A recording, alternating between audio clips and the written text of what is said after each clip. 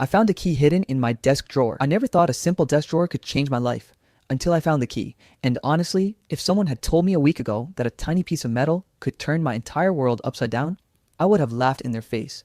But that's the thing about ordinary life. You get comfortable with the mundane, and then one small, meaningless looking detail can unravel everything. I live alone in a one-bedroom apartment on the third floor of a building that's older than I am.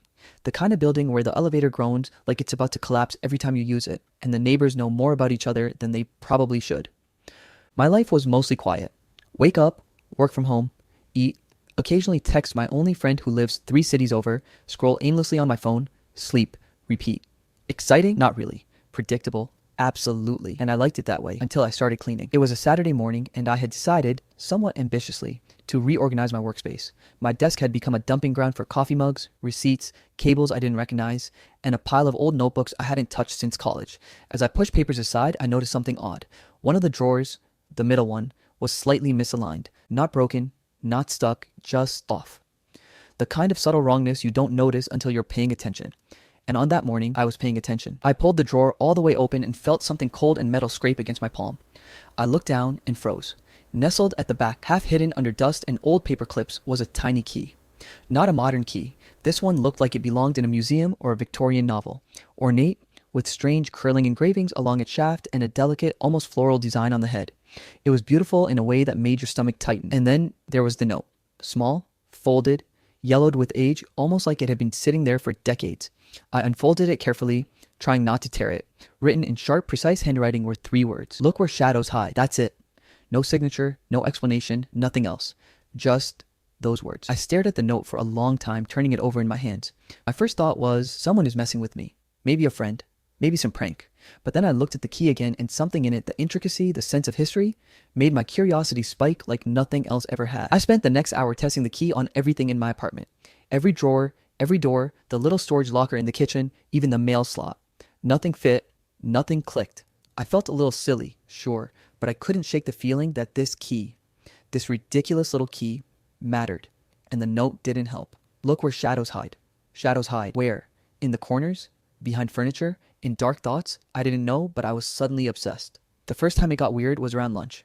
I was standing in my kitchen, flipping through old papers, when I noticed movement out of the corner of my eye. A shadow on the wall across the street, moving just slightly, like someone was lingering by the window of the building next door. My apartment faces another building across a narrow alley, so people walking by are common. But this shadow wasn't walking. It was standing, watching. I blinked and it was gone. Probably nothing, I told myself. Probably just my imagination. But my chest tightened anyway. Over the next 2 days, small things kept happening. My phone would ring once and then disconnect before I could answer. Emails with blank subjects and empty bodies started showing up in my inbox, disappearing when I tried to reply. Even my cat, which I never had, somehow appeared once I was thinking about the key. Oh right, I don't have a cat. I must be losing it. That's what I kept telling myself. But then came the package. I was sitting at my desk, staring at the key and spinning the note between my fingers when the buzzer rang. No delivery was expected. I looked through the peephole. No one was there. But on the mat was a small cardboard box, taped shut. No return address, nothing written on it. I hesitated for a moment. Should I call the cops? Trash it? Leave it outside? Curiosity won again. I brought it inside and carefully cut the tape. Inside, wrapped in old newspaper, was a small metal plate with the same kind of engravings as the key. It looked ancient. I flipped it over and found a series of symbols etched into the back. They looked like some kind of code or maybe a map. I couldn't tell. I felt my pulse quicken. The key had a purpose. Someone wanted me to find it. That night, sleep eluded me. I sat at my desk, staring at the key and the metal plate. Every time I thought about putting it away and pretending this never happened, the words on the note echoed in my mind. Look where shadows hide. And I realized the key wasn't just metal. It was an invitation, a warning, and I couldn't ignore it. The next morning, I started paying attention to the shadows in my apartment. Everywhere. The corners, the edges, the places I never noticed before. And that's when I saw it. A small, almost invisible latch on the underside of my desk. A tiny, dark rectangle I had never seen before, almost camouflaged against the wood. My hand shook as I inserted the key. It fit perfectly. With a click, a hidden compartment popped open. Inside, there was another note, a photograph, and a small, unmarked envelope. The photograph was of my apartment, but years ago. Someone had taken a picture of the building, the exact same desk, the same angle, even the same sunlight hitting the windows, and the envelope. I hesitated, fingers hovering over it. Something about it screamed that opening it would change everything. I did it anyway. Inside the envelope was a single sheet of paper. Written in the same precise handwriting as the first note were the words, Not everything is what it seems. Trust only yourself. At that moment, I realized my ordinary life was gone. Something or someone had pulled me into a game I didn't understand. And judging by the shadows I had been seeing, I wasn't alone in noticing. Someone else was watching, waiting. I spent the next few hours pacing, thinking, trying to make sense of it. My apartment suddenly felt smaller, almost like a cage. Every sound, the hum of the fridge, the distant traffic, even the creak of my floorboards felt amplified, like it could be hiding a threat. And yet, underneath, the fear was a strange thrill. I had stumbled into a mystery, one that might have been there all along, quietly waiting for me to notice. By evening, I was exhausted, but I couldn't stop thinking about what "look where shadows hide" really meant. Was it literal, figurative, some hidden place in my apartment, or somewhere else entirely? And who had left the key? My mind raced with theories. A neighbor, a previous tenant, someone dangerous? Then my phone buzzed. A new email. No sender, no subject, just a single line. "Do you see it yet?" And that was it. No explanation, no context, just the question. I leaned back in my chair, staring at the ceiling, heart pounding. Whoever was behind this knew I was paying attention. They were guiding me, taunting me, maybe testing me. And somehow I knew this was only the beginning. I couldn't go to the police. They wouldn't understand. I couldn't tell anyone else. Even thinking about it made it feel like I'd step into danger. And yet, the key, the notes, the shadowy movements, it all demanded action. So I made a decision. I wasn't going to ignore this. I wasn't going to shove the key back in the drawer and pretend my life was ordinary again. If the key had found me, if the game had started, I was going to follow it. I didn't know where it would lead or what it would cost me. But one thing was certain. My life was about to change, and there was no turning back. That night, as I lay in bed, staring at the ceiling, I thought about shadows, about hidden things, about mysteries waiting in plain sight. I didn't know the rules, I didn't know the players, but I did know one thing. My ordinary, predictable life was over. And all of it had started with a simple desk drawer, a small key, and a note, with words that would haunt me until I discovered their meaning. "Look where shadows hide." I thought curiosity was harmless, until it became dangerous. After that first night staring at my ceiling, replaying the words, "Look where shadows hide," over and over, I couldn't shake the feeling that something was waiting for me. That night, I didn't sleep. I sat at my desk, the key in one hand, the photograph and envelope in the other, and tried to figure out what the next step was. I felt like I was living inside some weird detective novel, the kind you read and think, no way that would ever happen to me. But here I was, knee-deep in a mystery that refused to let me look away. The first thing I decided was that I needed to understand the key. It wasn't just any key, it was ornate, delicate, with those strange swirling markings. I needed someone who knew antiques or locks or secret compartments or maybe all of the above. So I started searching online, trying to match the key's design to anything historical. And that's when I stumbled upon a small locksmith shop tucked into a side street I'd walked past dozens of times but never noticed. The sign above the door was faded, the paint peeling, "Holloway Locks Curiosities." Perfect. Exactly the kind of place that might deal in old, strange keys. I walked in the next morning. The bell above the door chimed softly, and the smell of old wood and oil hit me immediately. Behind the counter stood a man in his late 40s, with round glasses that magnified his eyes, a thin mustache, and a smudge of grease on his fingers. "Morning," he said, voice low and cautious, like he hadn't spoken to anyone in a long time. I explained what I had found. A key, a note, a hidden drawer. I expected him to laugh or shake his head at me, but instead he leaned forward, eyes narrowing. "Where did you get this?" he asked. There was something in his tone that made me want to hide the key behind my back, like I was being caught doing something forbidden. From my desk," I said, trying to sound casual. "It was hidden in a drawer I never noticed before." He studied the key carefully, turning it over in his hands. "Interesting," he murmured. "Very old, early 20th century, maybe even late 19th, hand-forged, likely European." But he hesitated, glancing at a small ledger on the counter. "It doesn't match anything I've seen in local records. It might have belonged to someone unusual." "Unusual how?" I asked, leaning closer. "That's hard to explain," he said, lowering his voice. "I wouldn't normally say this, but be careful. Keys like this don't just open doors. Sometimes they open doors people shouldn't be opening." That sentence should have scared me, but instead it made my curiosity spike even higher. I left the shop with more questions than answers, but also with a small notebook the locksmith had insisted I take, filled with sketches of keys, locks, and symbols. Some of the symbols looked almost identical to the ones on the metal plate from the envelope. I spent the next 2 days cross-referencing everything. The photographs, the envelope, the metal plate, the notebook sketches. Slowly, a pattern started to emerge. The symbols were part of some system, a code of sorts, and they pointed to locations within my own city. It wasn't random. Someone had left the key for me to find, and it was guiding me somewhere. That's when I noticed him. It started small, a figure on the street outside my apartment, walking past just when I looked out the window. Then a strange car parked across the alley, engine running, but no driver inside. Every time I left the apartment, I felt eyes on me, shadows moving at the corner of my vision. I was being watched. I debated ignoring it, pretending I hadn't noticed, but the next day I got a call from an unknown number. Static, then a voice. Don't trust anyone. Follow the key. Click. I almost dropped the phone. My hands were shaking, but somehow it felt right. Somehow it confirmed that this wasn't a prank. It was real and dangerous. I knew I couldn't do it alone. That's when I remembered Lisa, my neighbor from across the hall. She was kind of quirky, always tinkering with electronics and puzzles, always reading those weird history books I never understood. I hadn't spoken to her much, but something told me she might be helpful. Or at least, she wouldn't laugh in my face when I told her about the key and the notes. I knocked on her door late afternoon. She opened it, hair messy, oversized hoodie, glasses sliding down her nose. Hey, what's up? I need help, I said, holding out the key and envelope. Her eyebrows shot up. You found a key in your desk? She asked. And a note? I nodded. And I think someone might be watching me. Lisa's eyes widened, and for a second I thought it scared her. But then she smiled, a mix of excitement and mischief. This is amazing. Let's see what we've got. We spent hours going over the key, the notes, the plate, and the photograph. She suggested mapping the symbols onto the city streets, checking old buildings and archives. And that's when we discovered something incredible. One of the symbols matched a location. An abandoned warehouse near the river, a place that had been empty for decades. Of course, it was exactly the kind of place that gave you a bad feeling in your stomach just by looking at it. But we had to go. We had no choice. That evening, we went. The warehouse loomed like a forgotten relic. Rusted metal siding, boarded windows, the smell of mildew and old smoke wafting out. I felt my stomach knot as we approached the entrance. And there it was. The first door the key would unlock. A side door. Small, almost hidden under vines, padlock dangling like a warning.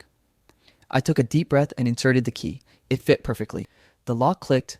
I held my breath, turning the knob slowly. Inside, nothing. Just a small room, dust-covered furniture, broken windows, and a single cabinet in the corner. But when I opened the cabinet, there it was.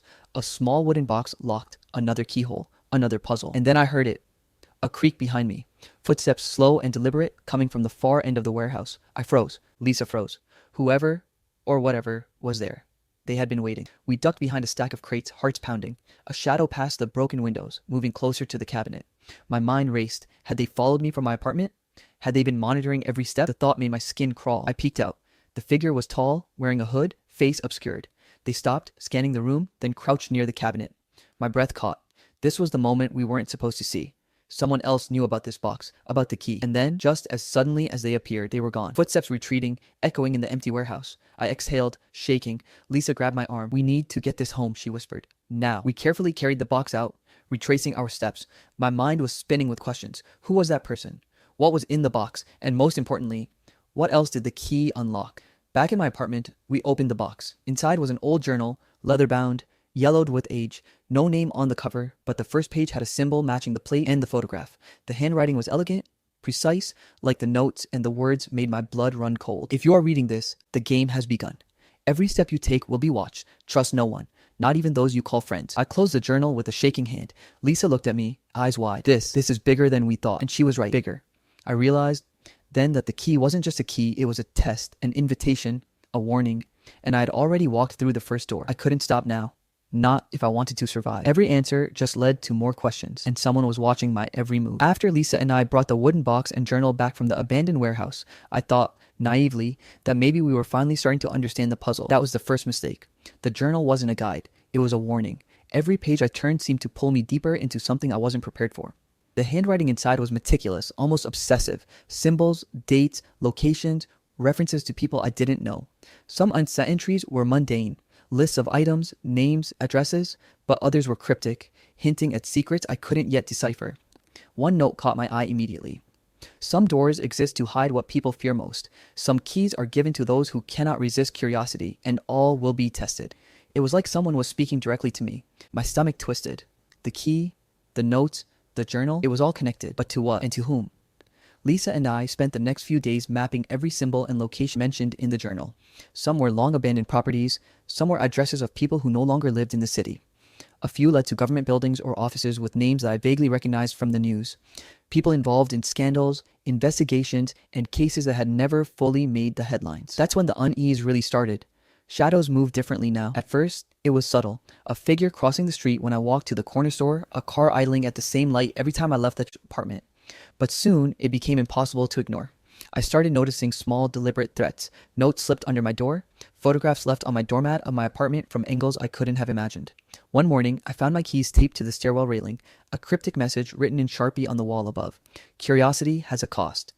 Lisa tried to calm me down. Maybe it's just someone messing with you, she said, but her voice lacked conviction. Even she could feel the tension growing. We decided to focus on the locations we could verify, starting with an old library listed in the journal. According to the entries, the previous tenant of my apartment, someone named Marcus Holloway, a name I'd never heard before, had spent considerable time there. The library was decrepit, barely functioning, with shelves collapsing under the weight of dusty volumes. Old ledgers were stacked haphazardly, some dating back decades. And that's where we found the first clue that the journal wasn't exaggerating. Tucked between two rotting books was a folder marked Confidential Holloway Files. Inside were letters, photographs, and a small stack of envelopes sealed with red wax. The letters detailed investigations into a shadowy organization that operated in the city decades ago, conducting activities that skirted the law, experiments, disappearances, surveillance, bribes, and blackmail. The photographs were worse. People in positions of power, meetings in secret, faces blurred, faces screaming. I couldn't breathe. Lisa put a hand on my shoulder. We're in way over our heads, she whispered, but I couldn't stop. Something in me demanded to know more. And that's when I noticed a photograph that made my blood run cold. A picture of Marcus Holloway, my apartment's previous tenant, standing in what looked like my living room. Same desk, same chair, same bookshelf. Except in the photo, there was a small hole in the wall I'd never seen. A tiny opening that seemed almost like a doorway to somewhere hidden. I spent the next several days inspecting my apartment. Walls, floors, ceilings, even behind the baseboards. At night, I would lie awake, listening for creaks or whispers, convinced someone was moving around just beyond my perception. And slowly, I began to notice small anomalies. Paint slightly darker in one corner. A faint draft that came from nowhere. A tiny indentation on the floorboards. Lisa stayed with me a few nights, helping me check every inch. And then it happened. My first real confrontation with whoever had been watching. I was inspecting the corner near my bedroom when I felt a presence behind me. A shadow moved across the wall. My heart stopped. I froze. "Who's there?" I whispered. No answer. Then I heard it. A soft click like a door unlatching. I turned slowly and there was a figure crouched near my desk just for a second before disappearing out the door. I ran after them, but the hallway was empty. Lisa came running from the living room. "What happened?" she asked. "They were here, in my apartment," I said, voice trembling. "Do you think it's connected to the key?" she asked. I didn't answer. I already knew the answer. We decided we couldn't stay passive anymore. The journal had symbols and codes that hinted at locations I hadn't explored yet. One entry was particularly intriguing. "Behind the walls of what is seen lies what is hidden. Only the persistent shall know the truth." I spent hours examining the photo of Marcus and my apartment. Lisa joined me, flashlight in hand. Finally, we noticed it. A small panel hidden behind the bookshelf. It was barely noticeable, painted over so well it looked like part of the wall. But the photograph had revealed its existence. I took a deep breath and pushed the bookshelf aside. There it was, a small door, almost invisible, with an ornate lock that matched the key perfectly. My hand shook as I inserted it. It clicked. The panel swung open, revealing a narrow stairwell leading down. The smell hit me immediately. Damp, moldy, something metallic. My pulse raced. Lisa looked at me. "You first," she said, half joking, half serious. I stepped inside, flashlight cutting through the darkness. The stairs twisted down for what felt like forever. At the bottom, a heavy wooden door with symbols etched into it. The same symbols from the metal plate, the journal, and the photograph. I hesitated. This was it. The culmination of everything. The key, the notes, the journal, the shadows. I could turn back now, but I didn't. I inserted the key. It turned, and the door creaked open. Inside was something I never expected. Not a room, not an archive. Something far worse and far more fascinating. A series of tables covered with documents, photographs, and strange devices I couldn't identify. And at the center, a glass chamber inside which a figure was trapped. A man, unconscious or restrained, wires attached to his arms and chest, symbols etched into the walls around him. I staggered back, heart hammering. Lisa grabbed my arm. "What the hell is this?" she whispered. I didn't have an answer. All I knew was that Marcus Holloway had been part of something enormous, something dangerous, and somehow it was connected to the key. Someone had wanted me to discover this, to find it.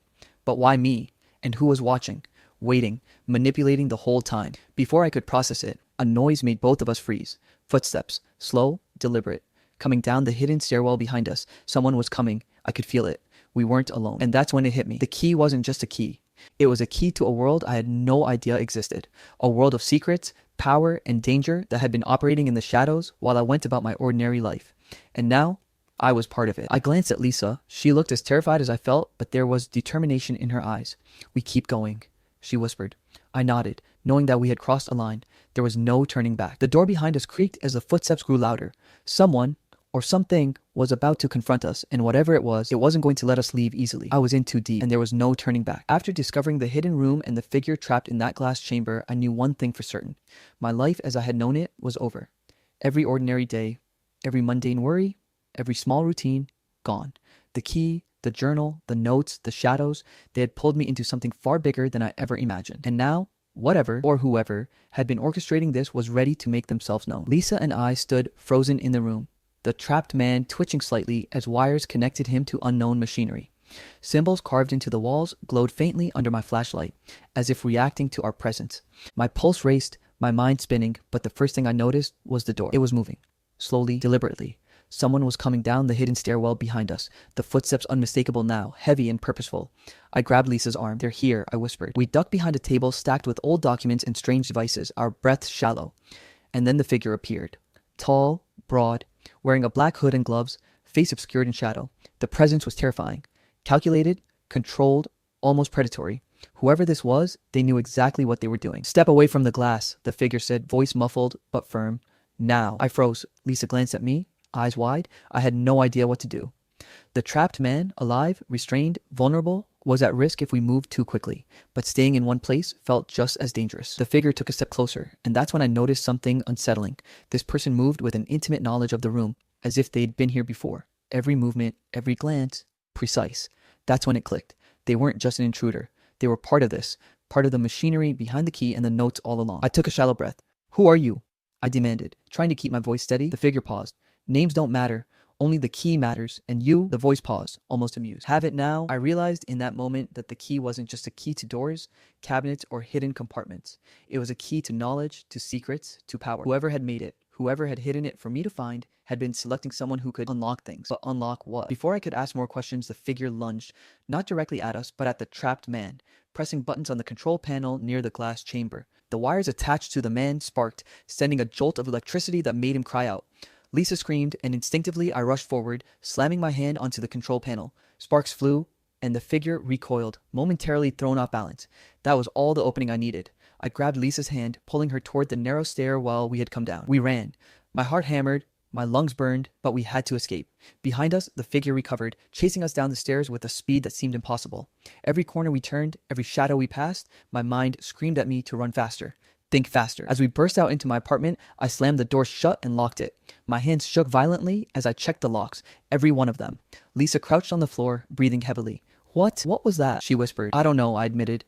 But it's bigger than anything we imagined. The key, it's not just metal. It's a key to something dangerous, something people are willing to kill to protect. Then I noticed something else, a familiar sound, almost subtle. My laptop, notifications flashing, emails, dozens of them, all from the same unknown sender. Each message contained the same 3 words. You can't hide. Panic surged. They weren't just watching us. They had eyes everywhere. And that's when I realized the betrayal. Lisa had been unusually knowledgeable about the codes, the symbols, the hidden locations. She had been helpful, yes, but how had she known so much? How had she anticipated the journal's connection so quickly? I tried to shake the thought away. Maybe I was just paranoid. Maybe not. Then my phone buzzed. A text message from Lisa's number, but it wasn't her. The message read, the first key is yours. The next step belongs to me. My stomach dropped. She had been playing a role. Maybe she had been testing me, guiding me, but also manipulating me. I felt a surge of betrayal so deep it was almost physical. And yet, the pressing need to survive, to understand the key's true purpose, outweighed my shock. I had to keep moving. I returned to the hidden compartment under my desk, the only place that had been a refuge before. The journal, the metal plate, the wooden box, all still there. I opened the journal again, desperate for clarity. One entry stood out, written in Marcus Holloway's neat script. Trust is a weapon. Keys unlock doors, but doors unlock destinies. Choose carefully who you let inside your life, for the shadows see all. My hands shook as I read it. Shadows see all. The figure who had chased us, Lisa's betrayal, it all made sense now. I wasn't just being hunted, I was being tested. And every step, every choice was part of their game. I spent the next several hours piecing together what the key really unlocked. It wasn't a door in the traditional sense. It was a mechanism, a chain of events. Unlocking one thing led to another, each discovery revealing more dangerous knowledge, secrets of people in power, evidence of conspiracies, experiments, manipulations. And the trapped man, he was part of it too.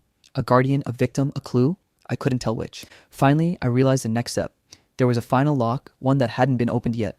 It wasn't in the apartment, the warehouse, or the library. It was somewhere else, hidden in plain sight, tied directly to the organization Marcus had been involved with. And the key, my key, was the only thing that could open it. I prepared myself. The figure from the warehouse was still out there, still watching, still waiting. Lisa's betrayal stung, but I had no time to dwell on it. Every second counted. The key in my hand felt heavier than ever, its ornate design almost pulsing with significance. I approached the location. A building I had passed countless times, ordinary in appearance.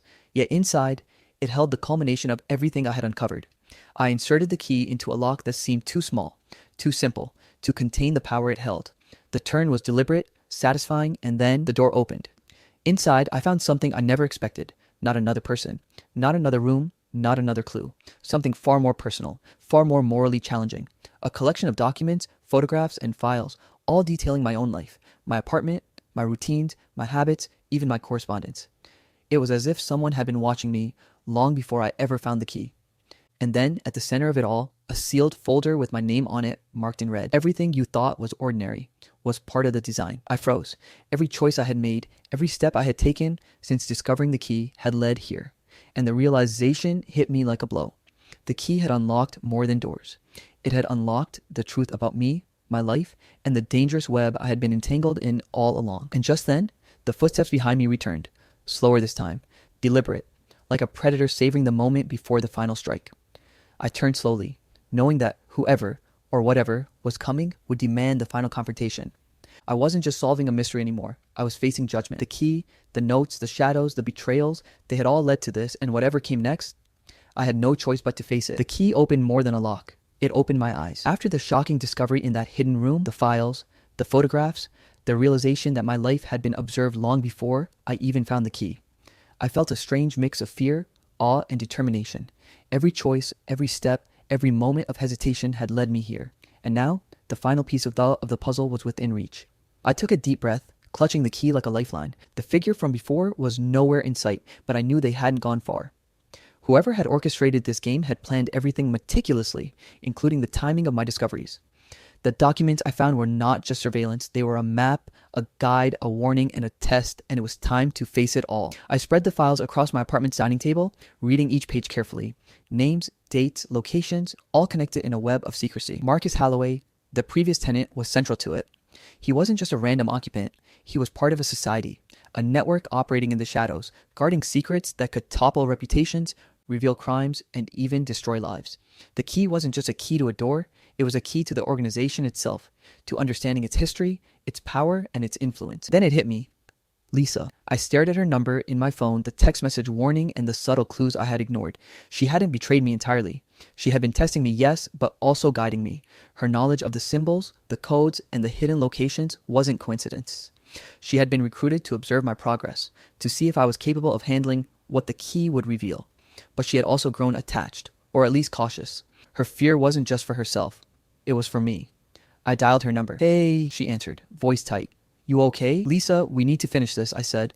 "I think I understand the key now, but I need your help to complete it." There was a pause. "I figured you'd say that," she admitted. "Meet me at the old Holloway estate. There's one final door, one final test. The key will unlock everything, or nothing, but you need to be ready." The Holloway estate was on the outskirts of the city, a crumbling mansion with iron gates and overgrown gardens. Walking up the path, I felt the weight of everything.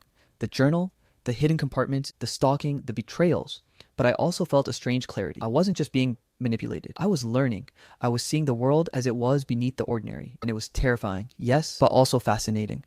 Lisa met me at the gate, looking more serious than ever. "This is it," she said.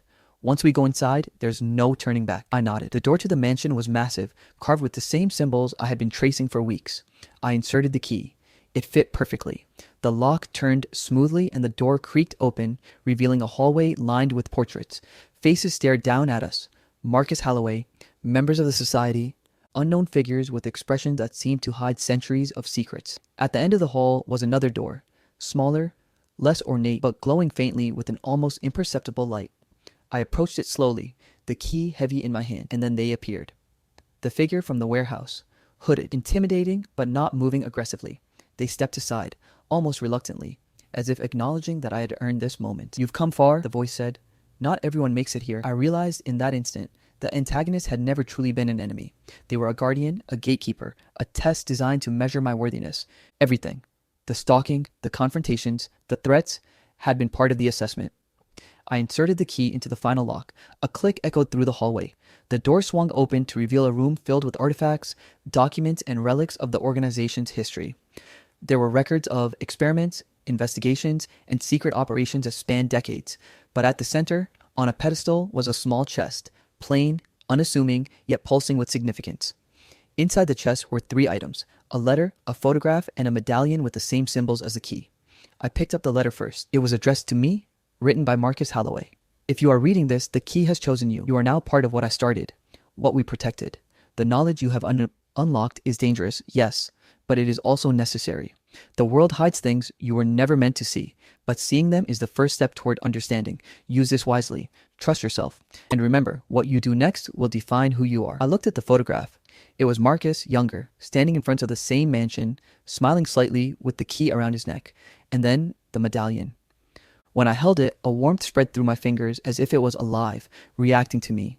The symbols shimmered faintly, resonating with the key in my pocket. Lisa stepped forward. So this is it. The secret. Everything we've been chasing. I nodded. It's bigger than us, bigger than anything I could have imagined. And now, it's ours to protect or reveal. The realization hit me. The key had never been about doors or rooms. It was about responsibility, about knowledge, about understanding the unseen forces shaping the world. It was a literal key, yes, but also a metaphorical one. It unlocked awareness, power, and the burden that comes with it. I spent the next few hours exploring the room, reading through the documents, piecing together the society's history, understanding their goals, their mistakes, their protections. And as I did, I realized how much I had changed. I wasn't the same person who had found a small key in a desk drawer weeks ago. I was sharper, more aware, and strangely more confident. I had faced danger, betrayal, and moral dilemmas, and I had survived. By the time we left the mansion, night had fallen. The moonlight illuminated the gardens, casting long shadows across the overgrown paths. Lisa and I walked in silence, the weight of what we had uncovered heavy on both of us. I still can't believe it, she said finally. All of this, it was right under our noses. I smiled faintly, and we never would have known without the key. It wasn't just a key to doors, it was a key to understanding, to seeing the world differently. Back in my apartment, I placed the key, medallion, and documents in a safe. For now, they were mine to protect, mine to understand, mine to use wisely. The shadows that had haunted me before seemed lighter now, less threatening. The danger hadn't disappeared entirely. Someone, somewhere, would always be watching. But I had gained something far more valuable: clarity, knowledge, and a sense of purpose. As I sat at my desk, reflecting on everything, I realized that the key had opened more than locks. It had opened my eyes to the complexities of the world, the hidden layers of society, and the depths of human ambition and secrecy. It had taught me that curiosity, while dangerous, was necessary, that sometimes the risks we take lead to revelations we could never have imagined. And as I looked out the window, the city stretching endlessly before me, I whispered to myself, some doors are meant to be opened, and some truths are meant to be discovered. The key had changed everything, and in a way, it had changed me. All right, that's it for today. I hope you enjoyed the story. We have so many more amazing stories coming your way, so make sure you hit that subscribe button. Our goal is to reach 100K subscribers by the end of this year, and we'd love for you to be part of this journey. Thanks for watching, and I'll see you in the next story.